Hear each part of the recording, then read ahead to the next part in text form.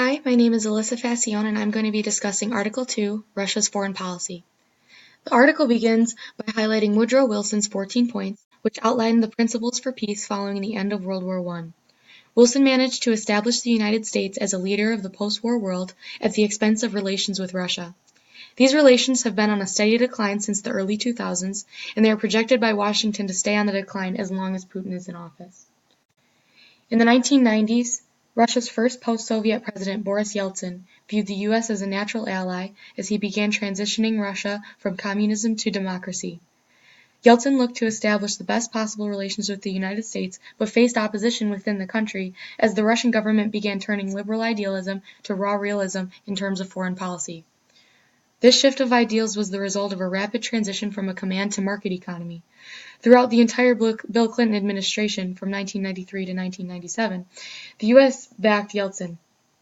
To the Clinton administration, Yeltsin was the only alternative to communist backlash. The U.S. brokered a major international monetary fund loan to Russia and even sent 4 former U.S. campaign advisors to help with Yeltsin's re-election. Despite U.S. support for Yeltsin, Russia's relationship with the West was still shaky.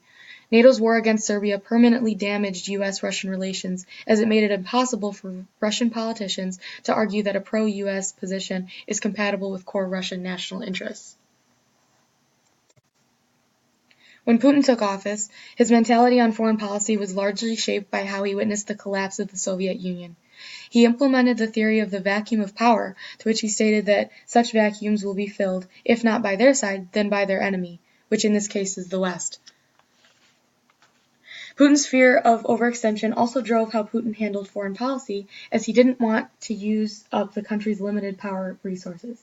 This idea can be seen in how he abandoned direct rule over Chechnya and Georgia to reduce costs while still having governmental control. When it comes to Ukraine, Putin and many Russians don't accept that Ukraine should even be independent from Russia. Russian leaders have acted like Ukraine is more of a province of Russia rather than a sovereign state. For example, massive Russian political intervention led to the eventual election of pro-Russian Viktor Yanukovych in 2010. Also, Russian authorities cut off natural gas supply in the dead of winter to put political pressure on President Viktor Yushchenko in both 2006 and 2009. Though Putin cannot annex all of Ukraine, he seems to be enforcing overwhelming power over Ukraine to push them to accept Moscow's guardianship. The Syrian civil war was yet another thing that Russia and the U.S. disagreed almost entirely on. After vetoing every proposal to hold the Syrian dictator Bashar al-Assad accountable for the atrocities he committed, Russia supplied Assad's army with a steady stream of weapons and air force units in order to secure Russia's fragile southern borderlands. Using ongoing airstrikes and military intelligence, Russia has not only managed to successfully defend Assad's government, but has secured its spot as the head seat at any negotiating table on Syria. As discussed in the Frontline videos, Putin interfered with the 2016 election by hacking the servers in order to cause as much embarrassment as possible for candidate Hillary Clinton.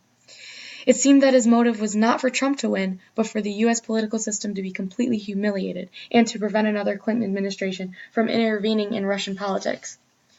Prior to the 2016 election, President Obama chose to reset U.S.-Russian relations in 2009. The result of this reset included a treaty reducing offensive nuclear weapons, U.S. commitment to accelerate Russia's entry into the World Trade Organization, and Russian agreement to constrain Iran's nuclear weapon development. It also included renewal of the Megatons for Megawatts program, which trades uranium for decommissioned missiles, and the expansion of Northern Distribution Network that allowed for the U.S. to transport military supplies to and from Afghanistan. Because of the rapid results that followed the reset, Russia saw real potential for improvement in relations in 2010. This improvement was short-lived, however, as in 2011, the U.S. and NATO authorized use of force on Libya for humanitarian protection, which Russia was opposed to. Then in the same year, Putin's election was speculated to be rigged after his margin of victory was a lot larger than what was expected since his popularity was slowly declining. This caused a series of protests in several large Russian cities, and Secretary of State Clinton publicly sided with the protesters. Combining this with the Ukraine crisis of 2013 and Russia's involvement with the 2016 U.S. presidential election, there is little to no chance another reset could ever occur again. Fast forward to today, as Obama's reset efforts have failed and relations between Moscow and Washington are at a post-Cold War low. In the middle of Trump's presidency, various criminal investigations have been conducted in regards to Russia's interference with the 2016 election. At this point, Russians and Americans have little to no interest in actually listening to each other, and many U.S. leaders believe that as long as Putin is in power, no real improvement in Russian-U.S. relations can be made. Thank you.